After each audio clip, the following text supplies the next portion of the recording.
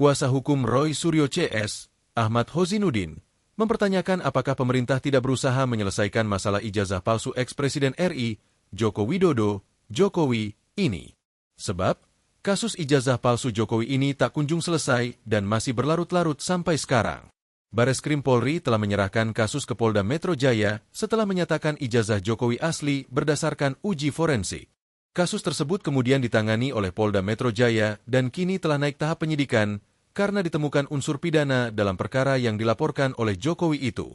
Apakah kekuasaan tidak mengambil peran dalam melerai kegaduhan antara anak bangsa ini, sehingga membiarkan perseteruan masalah ijazah palsu ini tidak berujung dan akhirnya anak bangsa sampai mencari penyelesaian ke luar negeri? Katanya, Senin, 21 Juli 2025, dikutip dari YouTube Kompas TV.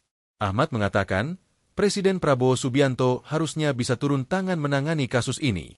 Jika ingin kasus ijazah palsu ini cepat selesai, menurutnya, Prabowo harus menyuruh Jokowi untuk menunjukkan ijazah aslinya tersebut apabila memang ada.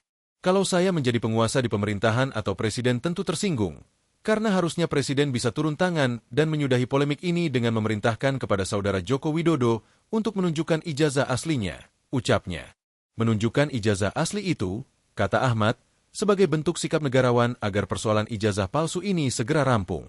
Terlepas kubu Jokowi menyatakan tidak ada kewajiban hukum, tidak juga ada pelanggaran hukum kalau mantan presiden menunjukkan ijazah sebagai bentuk sikap negarawan, sikap kesatria, dan sikap subjektif dengan niatan ingin mengakhiri segera polemik masalah ijazah ini, kalau memang beliau berkeyakinan ijazahnya itu adalah asli, kata Ahmad. Dengan tidak ditunjukkannya ijazah asli Jokowi itu, menurut Ahmad, justru semakin menimbulkan keraguan publik tentang keaslian ijazah ex-Presiden RI tersebut. Namun, begitu kami nilai ya masalah ini terus berlarut-larut, tidak ingin menunjukkan tanpa putusan pengadilan, justru itu menambah keraguan publik tentang keabsahan ijazah itu. Sederhananya, masyarakat akan berlogika ya kalau asli kenapa sulit untuk bisa ditunjukkan ke publik, tutur Ahmad.